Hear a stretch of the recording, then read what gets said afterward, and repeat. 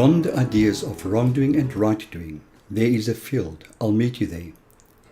When the soul lies down in that grass, the world is too full to talk about. Ideas, language, even the phrase each other doesn't make sense. Hi everyone. I have been waiting for a long time to have this chat with Reuben, and I'm very happy that we eventually got to sit down and do this recording. I asked him in December already, but he left for London shortly thereafter to attend to the birth of his baby girl. With Reuben back home, I jumped at the opportunity to sit him down to talk to us for Meet Me in the Field. This podcast is supported by the first layer, the 12-step workbook on working through the 12 steps of any addiction in 21 sessions. There is also a 24-day step coaching and counseling program available based on the first layer. For more information in this regard, go to www.freddy.org.za and click through from the notices at the right of the homepage. Meet Me in the Field also enjoys the support of African Travel Kid Adventures and Tours, the travel company that will help you to make the unknown your known. Check them out at africantravelkid.com. I hope you enjoy this chat as much as I did. Sit back and enjoy.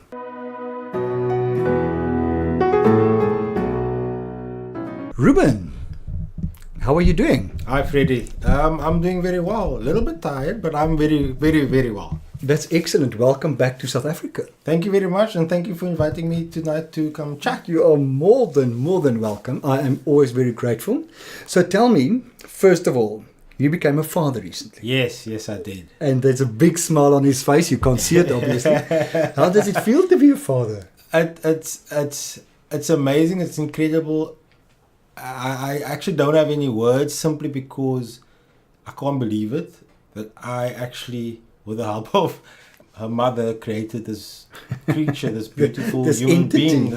And it's just amazing. I really, I don't have words really.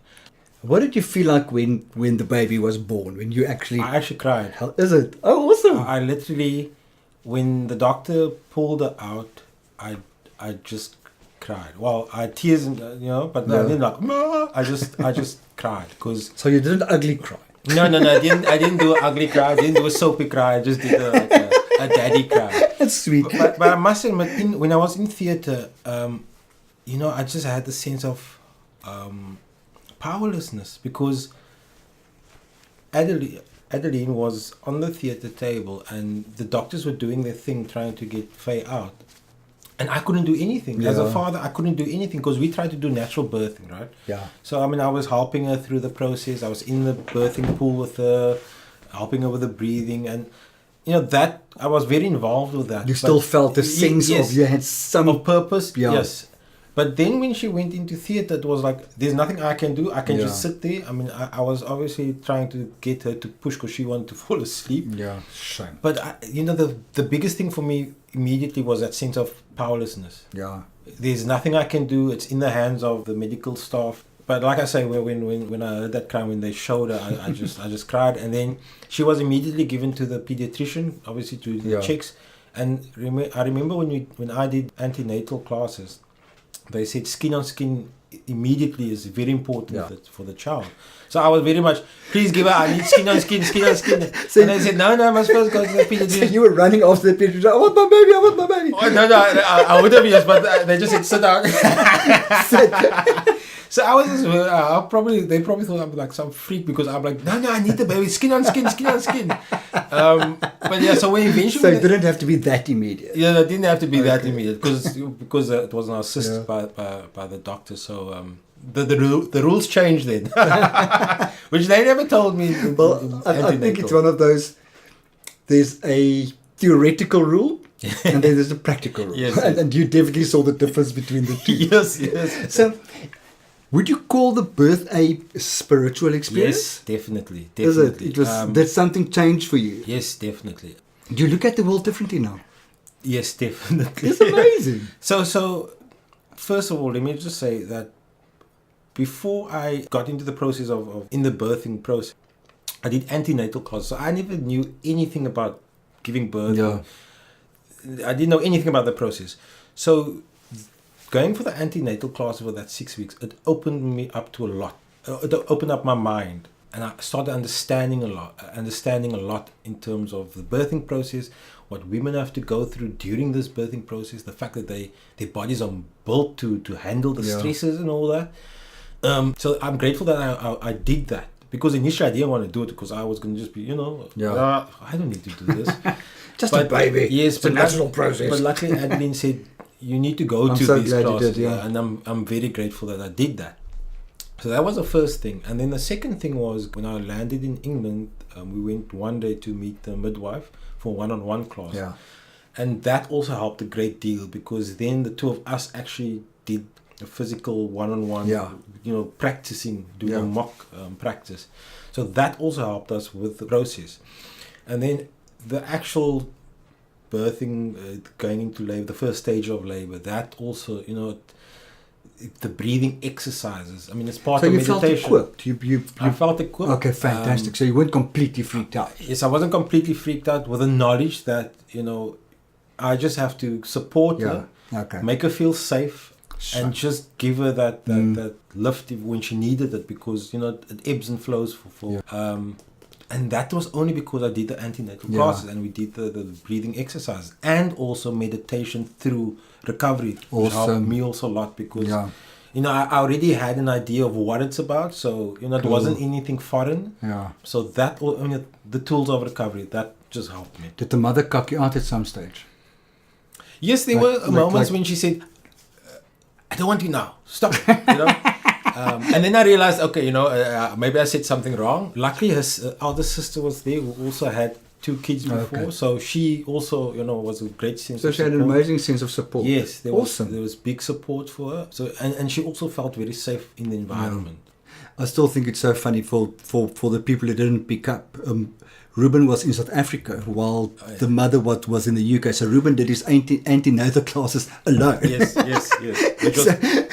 So I think most people thought, who's this perv sitting in this class? What the hell does he want here? It was quite funny, because they were just couples, and they just had this one guy sitting in the classes, and there was a practice. We did like a physical practice. We had you hold the baby, and we had to do exercise, and I just sat there, and the midwife called me as her partner. So that was kind of weird, not weird, but interesting. I think it's so funny. I think it's such a challenge. Yes. I'm just glad. I need to congratulate you for doing this, for going through.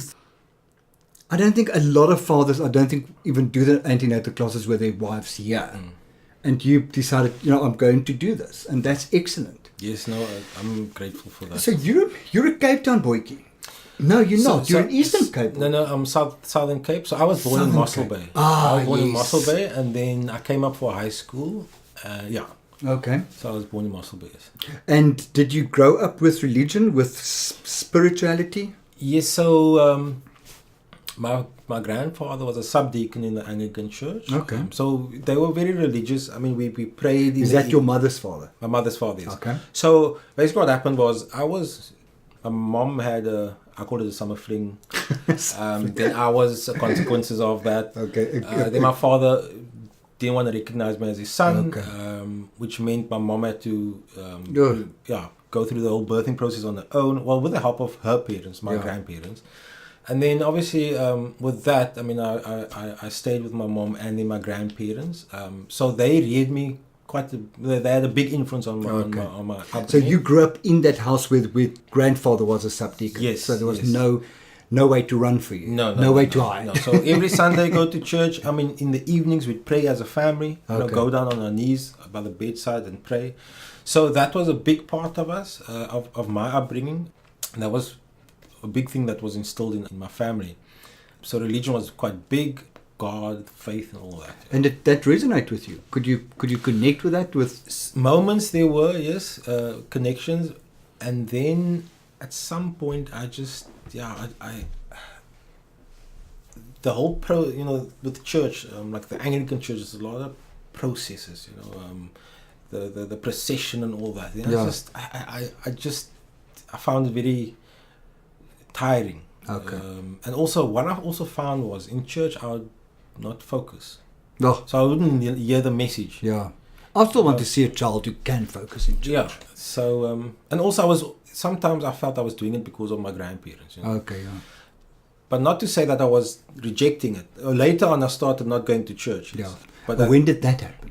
So that was around about, I would say, high school. Okay. I started going less and less to church. Because you said you were in Mossel Bay, Yes. and then you came to Cape Town for high school. Yes. Did mom come with you? Did you come to boarding school, or how did that happen? So what happened was Mossel Bay back then was a small fishing village. It was primarily Afrikaans, Uh-huh. and our family was English based.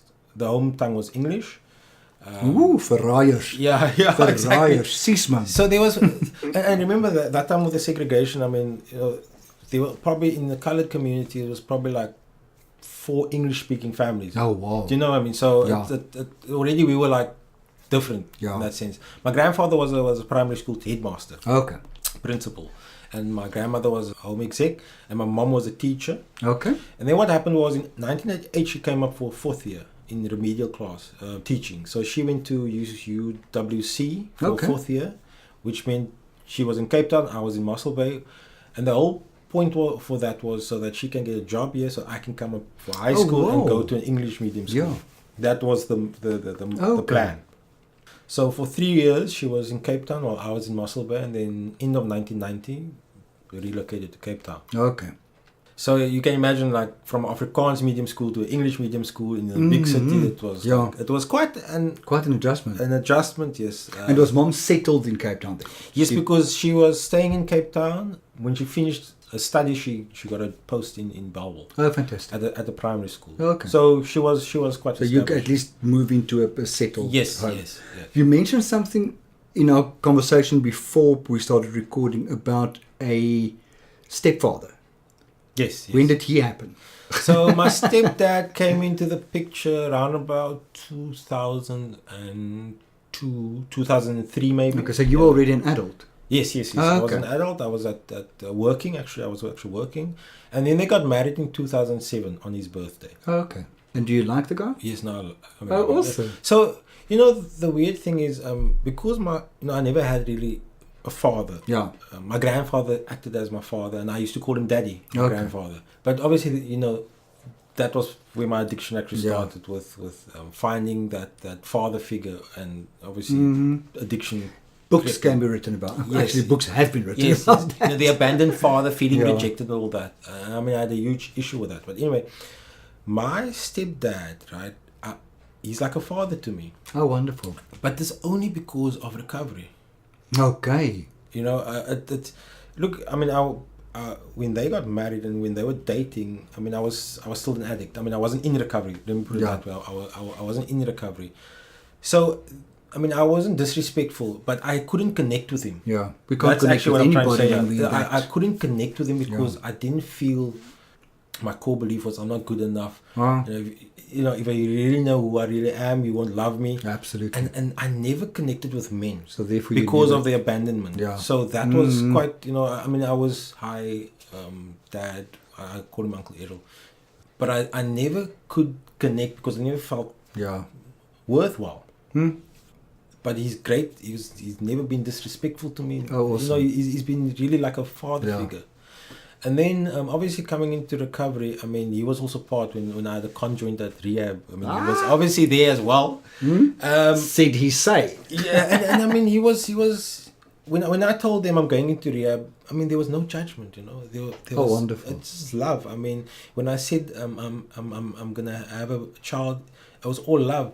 And I remember the initial news of that I'm gonna be a father. I must admit, I never really wanted to have kids. So now I felt I was being forced, and I was really like, I don't want to have kids, my freedom is going to go. Yeah. And I went to my folks, and I said to my mom, I need to chat to my stepdad.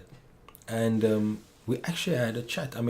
I sat with him like a son chatting to a father. Lovely. You know what I mean? So it was really an incredible feeling. So you had a father. Yes, that's exactly. fantastic. Yeah. And I mean, I remember this one time before I became a recovering addict. Before I entered recovery, I remember this one time we went on a family camp. We came home late, and then everybody went to go sleep, but the two of us decided, no, we're going to polish off a bottle of whiskey. But I mean, it was so cool because I've never done that with a dad. Because my grandfather never drank. I mean, our family doesn't really drink. I mean, I was drinking, you know. So for me, that was, I mean, we sat till early hours of the morning. Oh, but the point I want to make is that was the first time we sat and chatted like a father and son back then, and now again. Oh, that's excellent. But we always, I mean, he always chats to me. It's really like I found a father. Okay. Like I always say, I found my father in the rooms, in SAA meetings, in the rooms. I found my father because it's primarily men in there.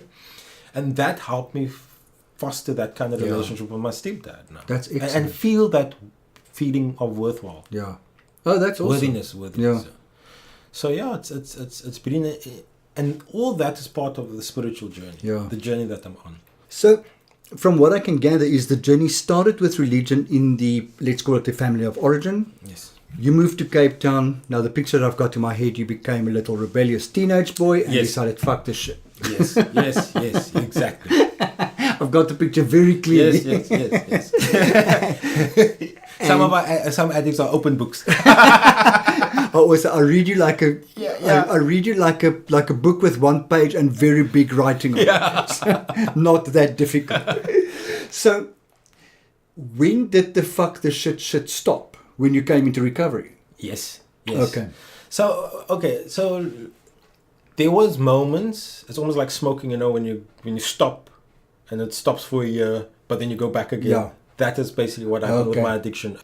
There were moments when I stopped, and I felt like, I can do this. I can become a better man, But inevitably, I never had the tools. Yeah. I never had tools to carry me forward. Yeah. Which is the steps. So I'd inevitably fall back into addiction. But I mean, I hit the rock bottom, which was the final straw. Okay. And I realized I actually need help, because I realized the previous occasions that I thought I was okay and I could get through things. I mean, and then you tried to do it on your own. In those phases. I tried to do it. Yes. In those phases, I tried to do it on my own. And I remember I was seeing a psychologist, and then she said to me, through our chatting, she asked me, don't you think it's maybe worthwhile to go to a Sex Addicts Anonymous meeting? Well, she said SLA. And I thought to myself, because she said, maybe you're a sex addict. And I thought, stuff that, man. Ach, nee, sis, man. Yeah. Well, no way, man. And she gave me a number of a guy I had to contact. Eventually, when I contacted the guy, I remember I phoned him 3 times. I couldn't get hold of him. And I said to myself, well, I tried. Yes, of course. So now I tried. The universe is speaking here. And then it took me another 4 years before I actually went to one meeting and sat in the meeting. Where inevitably my sponsor was sitting in that meeting. Which was weird. And it was a SLA meeting. It was a Saturday morning. But it was extremely overwhelming for me. I mean, I was scared and everything, but I went to that meeting. There was a break in between, and one of the fellows said, come back. I said, yeah, sure. And then... knowing by God, not go to... I did not go back until I really hit that rock bottom. Yeah. And then I realized, you know what, I need help. And I immediately booked myself into rehab. And then I went to rehab, and then and that was the biggest. That was the biggest gift I could give myself. Yeah, really. And how did you feel when you read the steps and you saw the word God? So I never had any problem with the word God. Okay. I had more problem with the word Jesus. Okay. Yeah. So I've always had this. So let me put in context. So my idea of God was a old man with a grey beard, sitting up high, and if I was naughty, I'd be disciplined. Yeah. If I did something wrong, I'd be disciplined. Like, you adopt, ne? Yes, that was exactly. That. Yes. That was my concept of God. So if I was naughty, I knew a lot of crap was going to come my way. So when I entered, when I came to recovery in rehab, and I saw the steps on the walls, I never really had a problem with that. You see, Okay. I really never had a problem with that. The concept of God, I understood the concept Yeah. of God. It's just my messed up concept of Okay. God. And you didn't have a concept of this God abandoned you at some stage, or Well, because of my daddy issues. I'd relate. and he was the ultimate daddy. Exactly, and my grandfather. So the other thing is also probably also relates to my grandfather, because when I went to my therapist, a sex addiction therapist, we unpacked this, especially when I was doing step 3. To when I was naughty, my grandfather hit me with a belt, or gave me hiding, and those were those days. yes, exactly. And I mean, then my therapist said, "But don't you think you were abused?" And I actually felt taken aback by the statement that you made, because how dare you say that about my grandfather? Yeah. But that was also part of the change in my belief system about what God was, is, and will be to me. Okay. Because when I say will be, because my concept of God has evolved. Okay. So when I was at step 3, it was like, this is God, and it was sort of starting to change. Because So you still had the idea of a punitive entity, something that's going to punish and judge and those type of things. Because in my step book, when I wrote down, it asked me those questions, and was the questions. I mean, those were the answers I put down, which made sense to me then. But in rehab, I mean, then I came to understand that it's your concept of a higher power. So I can't place my belief, enforce my belief on you. Yeah. It's what you believe, what makes you feel good. Yeah. What works for you. What works for you, yes. And what works for me, works for me. So that sort of level of respect and understanding came to the fore. And as I said, my concepts of God, or my higher power, but I call it God because it makes it easier for me, that has changed. Okay. So I don't see God as this man sitting, gonna slash my tires because I know I did something wrong. He loves me. He's there for me. He cares for me. That is all. Yeah. And he's always been there for me, and he guides me. I just need to open up to him. Yeah. I need to seek him first before everything or anything else. So and the other thing for me also on my spiritual journey was in the step guide, the step work book guide that I used, Gentle Path. Yeah, there it is, lying right next to you. Higher power stuff. So I think step 11, it asks to find a spiritual mentor. Yes. And there was a fellow in the AA fellowship that really spoke to me. When he speaks, for me, it's just a calming effect. And I met up with him and we became very good friends. Okay. And I see him as my spiritual mentor, but fabulous. he doesn't see it like that. He says, no, you don't say it, because in the step work guide at us, he's supposed to write something down. Yeah. And it says spiritual mentor. And I understand why he says that. But for me, when he speaks, it's just this calming effect. So I found a spiritual mentor. Fabulous. And that is what, it's only because of these steps and recovery that I can tap into that resource. Okay. Now you work as a Art director. And this is mostly digital, am I correct? No. So it's another facet is digital. Yeah. But I'm in the printing side of things. So I design things and it gets printed. So tactile things. Yes. Okay. Visual things. Yeah. So it's not electronic. It's not digital. It's in a living universe. Yes. Okay. So how did that happen? Did you study art? So in high school I didn't have art, but in primary school I did art classes. Okay. And at a very young age I was I enjoyed drawing and I enjoyed painting, and that's why I was sent to art classes. And then I have to admit, after high school I took a gap year, but I didn't know what I wanted to do. And then my grandparents had quite a big influence on me. They said, well, you've got to do something. And then obviously because of my artistic flair, they said, well, why don't you go do something like graphic design? Okay. And I said, in the gap year, or after the gap year? No. So I took a gap year because Okay. I missed the deadline for applying Okay. for the course. So I was not forced, but I had to take a gap year. So what did you do in that gap year? So in that gap year, I worked at the engineering company in Pardon Island for a month and a half, which was horrible. It was horrible because it's manual labor, and I realized I'm not this kind of person. I cannot do manual labor. I can tell you stories that happened to me. That's where you really have to be a man and not be a mouse, you know. And then after that, I got a job at a retail store in Tiger Valley. So you basically just did. You didn't exactly take a gap year, as in kind of to find yourself. No. It was actually a working. You were hanging around and doing some stuff. Yes. Okay, cool.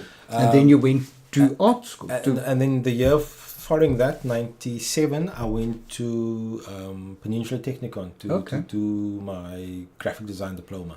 Cool. And that was 3 years, so I graduated in 99. And then after that, I got a job. What a party going into the millennium. Yes. And freshly graduated. Yes. And going into the millennium. Yeah, so that was quite big. Remember back in the day with this whole Y2K. Y2K, it was crazy.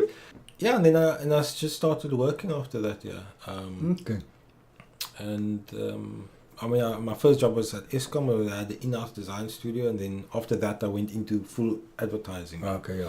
And you're still in advertising. And I'm still in advertising, yes. Still brainwashing other people. Yes. Okay. Yes. That's so we're doing. So we're doing very much the same job, just from completely different perspectives. Yes. One is the dark side, one is the light side. and then we've been brainwashed ourselves by by the 12 steps. Yes. When I went into treatment and I started doing meetings, when I came out, an ex-boss of mine, ex-colleague of mine said, "You know that you've joined a cult now, don't you?" And you know what? Frankly, the cult works for me. Yes. But as long as that cult helped me not to step over that line between the light and the darkness, I'm very, very happy for it. So, started working in the advertising field.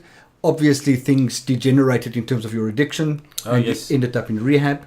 Yes. And you were introduced to the 12 steps. And that's when I got to know you at some stage. Yes. Yeah.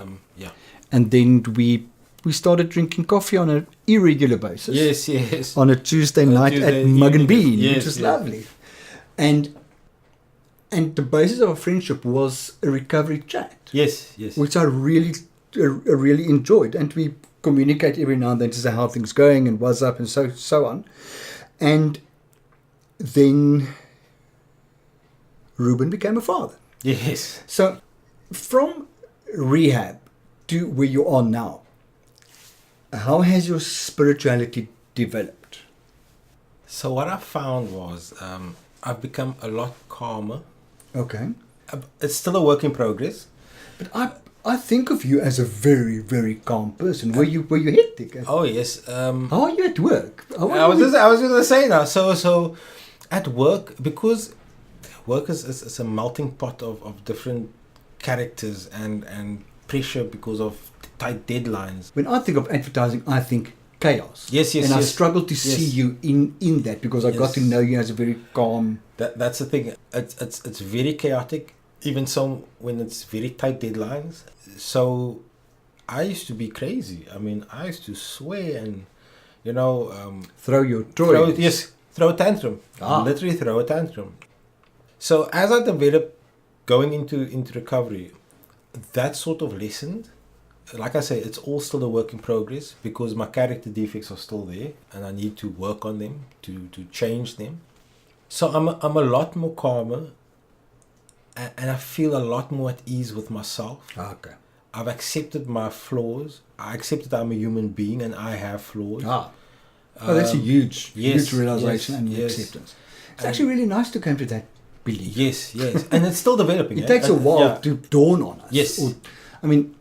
How old are you? 40? 40 years. Yeah. So after so many years of believing believing that normal life rules and standards don't apply to you, to suddenly realize, but I am just a human being, it's okay to make a mistake. Yes. That's huge. Yes. And the other thing also for me, which is huge, is the fact that I don't have to do anything. I don't have to worry about what happens.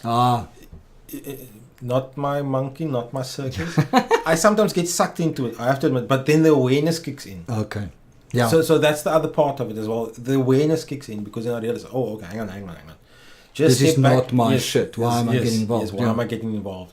And sometimes I've already expressed something and I realize, pull back. Yeah. Or I can feel something coming on and I say, hang on. Luckily that awareness is there. So that's part of my spiritual journey. And also what I found was just first seeking God. So what I do in the morning, when I wake up, I immediately go down on my knees. I actually roll out of bed onto the floor. Stumble out of bed onto your knees. And then I pray. And are you actually awake enough to pray? So sometimes I fall asleep. I find myself repeating the prayer. That happens to me a lot. The third step prayer. I would be halfway through a prayer and think, my head has so not been here. I don't even know where I am. Yes. Sorry, Natura, can we start again? Yes. Take two. Yes. Yeah. I'll never forget I had an uncle and aunt who lived in Sanin. Both of them have passed on, rest their souls. They were lovely, lovely people. And some nights my uncle would be in bed already and my aunt would start praying. And then he would wake her up and say, I think you've prayed enough, my darling. So you are something like that. Yes. That's enough now, Reuben. So I try to make sure that I see God in the morning first. And this God, what is that? It's a mystery. Okay. For me, it's something out there. It's the energy. Okay. It's the universe. I can't understand it. I can't explain it. Awesome. It's not for me to understand or for me to explain. All I know is there's something, a higher power, a power greater than myself. Yeah. That is all I need to know. And you're completely okay with it. And I'm fine with that because it works for you because you're still young. Exactly. Fabulous. All I know I need to do, I always just need to seek that higher power for assistance, guidance, and help. Cool.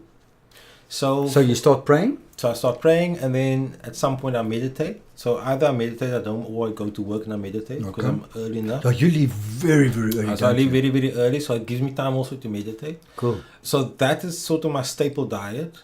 So prayer and meditation. Step 11. Make sure that is what I do. So I have to admit, when I was in England, it was difficult. I was a bit lazy in the sense that I did not practice that every day. Simply because I must admit, I was waking up very late in the day, so my routine was completely out of sync. That's a huge difficult thing for me is a break in routine. Yes, a break in routine immediately means that the foundation for my spiritual practice for the day is upset, and that means that the day is built on a not that solid foundation, which places me in dangerous ground. However, I do have to say that my grandmother always spoke about an arrow prayer. An arrow prayer. So for me, that is, I mean, while I'm sitting here, I'll pray to God, please speak through me. Yeah. As we're sitting here, I ask God to speak through me. So that for me is an arrow prayer. So I'll be busy with something, but subconsciously or consciously I'll say, God, please just guide me. So is that the English version of a skietgebed? Yes. Is that actually the English word for I assume that. My grandmother always said, say I wrote something the other day and I looked for the English word for a skietgebed. Probably easiest. I can't remember what I called it, but I like that. Arrow prayer. So you physically shoot it up. So for me, that is also keeping the communication lines open. Because for me, it's about keeping those... I mean, I read it somewhere, but it's about keeping the communication lines open. Even if I can't sit and close my... like a normal prayer, where you go down on your knees and all that. I try to do that, but if I can't, then that is the next port of call for me. Cool. So at least I keep the communication lines open. That's very important. Okay. Listen, and you mentioned you meditate. Yes. How do you meditate? Do you do guided meditation or just go quiet? Or so luckily for me, before coming into recovery, I did a multi-based stress reduction course, which is a meditation course. Through work, or how did that happen? No, it was my psychologist told me about it because she knew the facility that did the course. And then I got in touch with him, and then I did the course. It was also like a 6-week course where they taught you how to meditate, and then I had CDs, which was the guided meditation. Okay. So I used that a lot, but then I stopped. I'm talking about pre-recovery now. Okay. Then I went back onto it. Then I did the course again, practiced it. Then I stopped. Okay. So when I came into Why recovery, is it so difficult to keep up good habits, but bad habits just happen like that? because my therapist said this, and I'm sure you also know this. My sex addictions therapist, my addiction therapist, and I'm sure everybody in addiction knows this. Shit stinks, but it's warm. Yeah. So it's a very comfortable We just place. fall back into Yeah, that because it's a shitty very space, comfortable yeah. place. Whereas, the high ground is always harder to take. It's a longer path, whatever. So Yeah. that's how I always saw it. That's why it was easy not to do it because. Just slide into it. And then coming into recovery, they spoke about prayer and meditation. So it wasn't a foreign thing to me. So you had Same all the like basic, God. you had the basic God- knowledge. God yeah. wasn't a foreign thing to me. Okay. Which made it a lot easier. Because Yeah. I think if I was an atheist, and I think also the reason why I ran away from God was because I was an addict. Yeah. So I thought, okay, look, I'll be shunned. So, Exactly, like the yeah. prodigal son that just ran away. Especially the concept, if you grew up with the concept of judgment. Yes. And you cause all this crap. And think, I'm being judged for this. No, I'm not even going to try. Yes. Yeah. So that, good point, because that all forms part of part of the shame cycle Yes. that we fall into as well. So, for me it was not a foreign concept, meditation. Awesome. And it was just getting back onto the horse. Okay. So I luckily I had still the CD, so I used the guided meditation. Cool. Now I don't use it anymore. Okay. Because So now you just go quiet. now I just go quiet. I still try to unpack my mind, but I can't, because then things are coming in. And if I can mention this, so people always say it's difficult to meditate, and I always say it's not difficult to meditate because I also find it hard to meditate. I also can't sometimes just not think of stuff. Yeah. I mean, there was a case in point where I was meditating and I actually got euphoric recall. My mind actually went there. Oh my word. But for me, the cool thing was that meditation course that I did, right? The facilitator said, if your mind wanders, it's okay. Let it wander. But remember, get the awareness that, okay, I'm wandering, Yeah. just bring it back to center. Okay, Bring it back yeah. to the breath. Relax back, as Tara Yes, Brock. yes. This wonder. I do guided meditation. And that's the one lady whom I do quite a lot of her meditations. She talks about relax back. Just relax and Yes, come back. yes. Relax and come back. Because inevitably, my mind will Yeah, wander. mine It- as well. it- Yeah, it- I really struggle. I'm not the Dalai Lama, I'm not Deepak Chopra, who meditates for 2 hours, for instance. I'm not that person. But what I do have is the awareness that if I do wander, I can just, my Okay. breath is my guiding post. Okay. I find it weird, a lot of meditations I listen to talk about, feel the breath going in and out of your Yes. nose. And I think it's because I was a coke addict that I've got no feeling in my nose. But I just don't feel the breath. So I concentrate on my stomach. Yeah. How the Same, breath comes in same, and out there. Yeah. From the center, that's where I bring Yeah. it back. Because then, and I feel grounded when I do that. Yeah. Jack and I went away for 3 days last week to a place just outside Carlsdorp where there's no cell phone reception, no Wonderful. internet connection. And every morning we would sleep late and I would wake up and I would sit outside and not do guided meditation, do quiet meditation without even a clock to tell me how long I'm doing it. But the bird sounds while I was meditating, oh my God, it's wonderful. Jeez. It was just the most amazing meditation. I don't think I've ever felt that connected in a Yes. very, very, very long time in my life. So the days were so wonderful. I was so connected. I was so calm. Yes. And the birds were so prevalent Yes. in it. It's wonderful. The awareness just is heightened. The Yeah. awareness is heightened, yes. I've discovered, actually a sponsee introduced me to a meditation app called Insight Timer.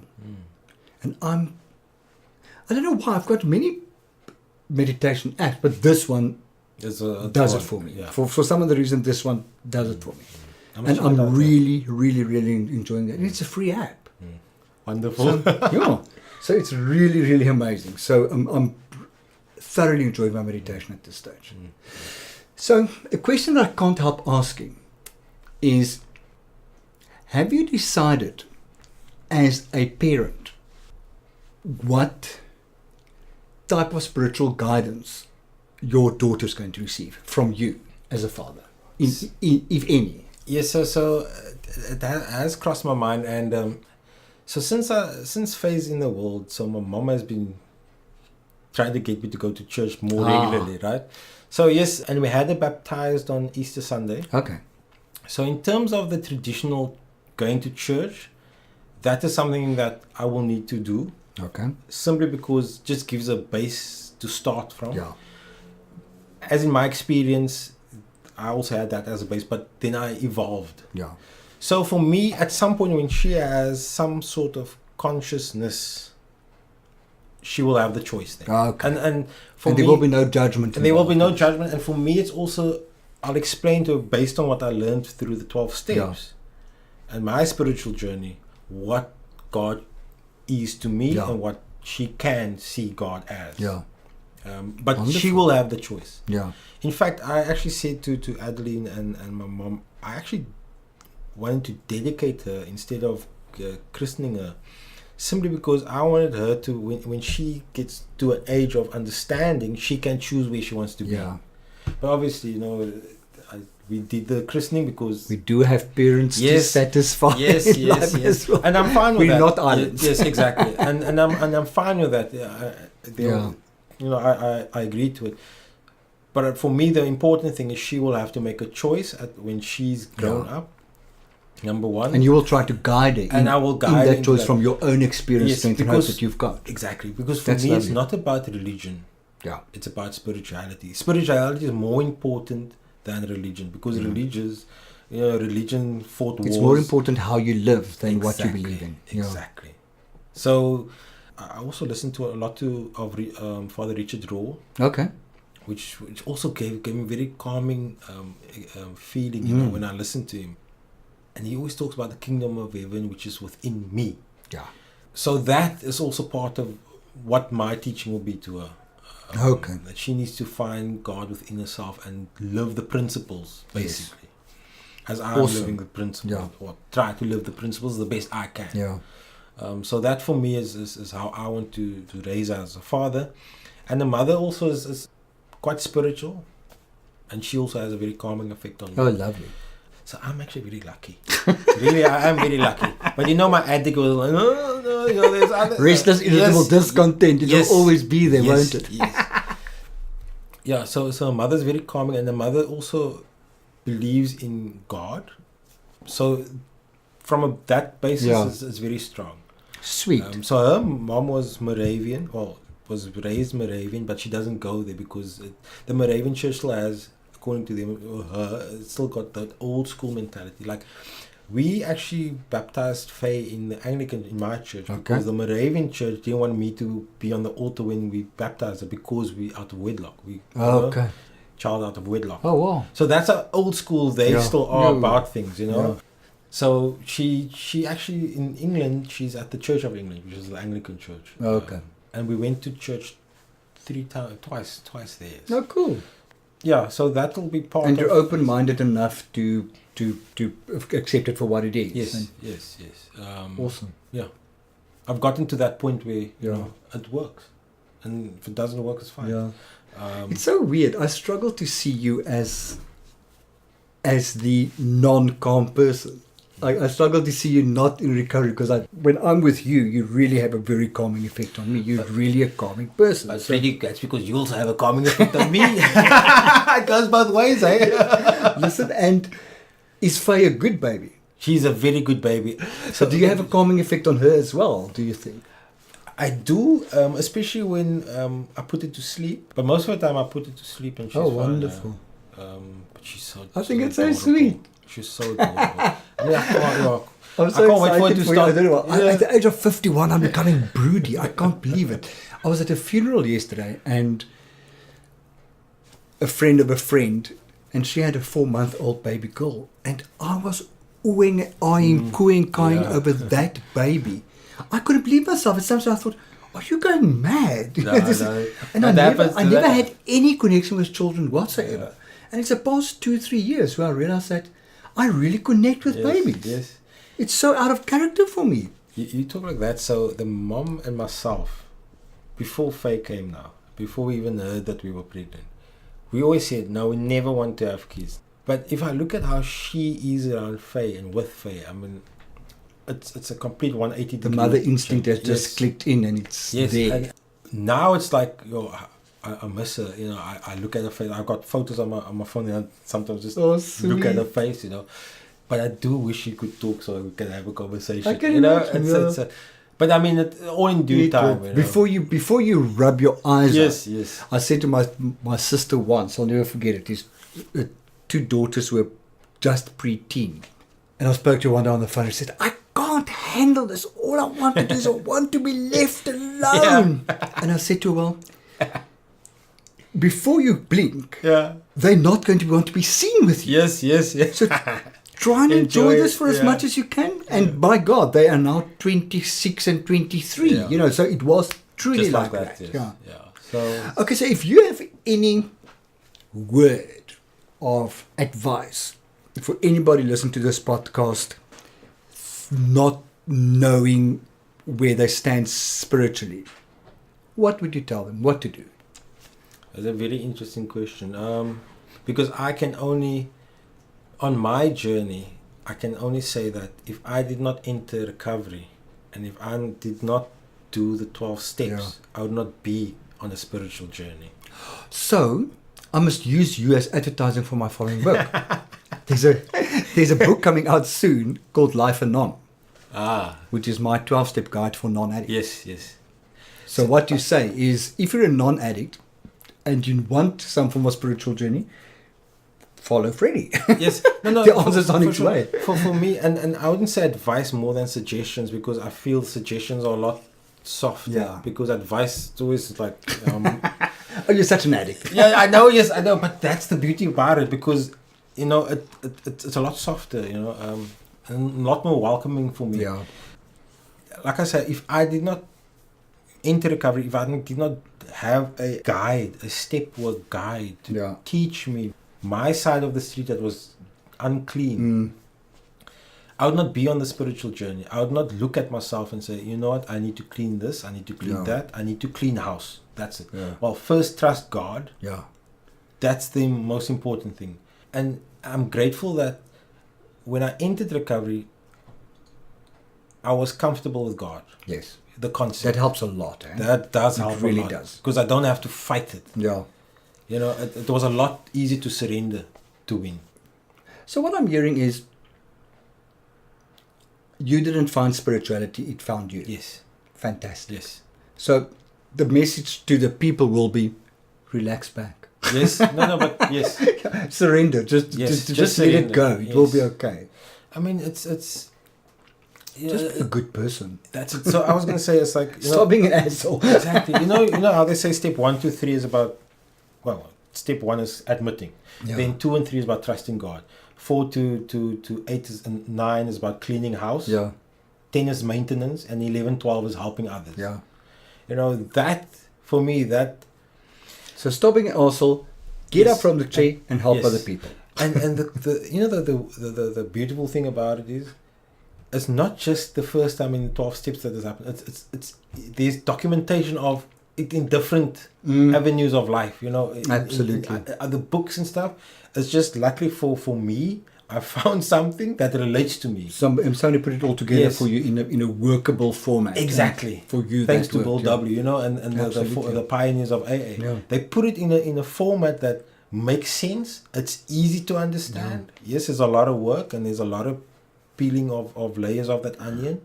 But it's not just this. There's other forms that one can also do, you know, that will get you to the same point. But like I say, for me, it's about, this has helped me by just trusting God. That's the first and foremost. And if you don't want to say God, that's fine. That's a beautiful thing about it, because it taught me that you don't have to say God. You can say higher power. It can be anything but a power greater than myself. Because I always thought many powers greater than yourself. And I always thought I was God. I love it. And that was the biggest thing. Yeah. You know, so once I cracked that shell and realized I'm not God, the penny started dropping and everything sort of fell into place.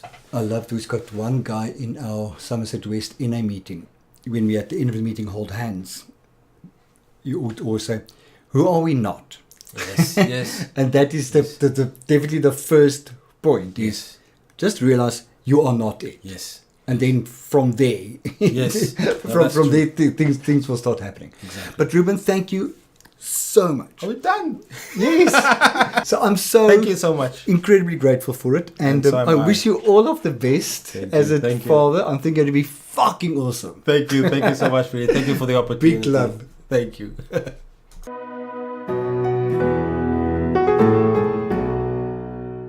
I only realized now, when doing this recording, how much I have been missing Reuben and my regular coffee dates. I love his calm energy, his commitment to recovery, and the spirituality associated with the 12-step programs. I thoroughly enjoyed listening to him about how his baby girl's birth is changing his life and enhancing his sense of spirit.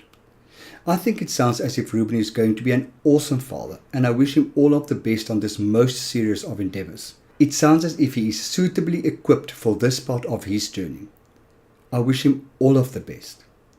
If you want to know more about what I do, please feel free to connect with me on my website, which is www.freddy.org.za, or find me on Facebook at www.facebook.com/freddy.org.za/ or on Twitter at @RensburgFreddy. Remember that Freddy is always spelled with an IE at the end. I want to thank you for listening. Be safe. Bye.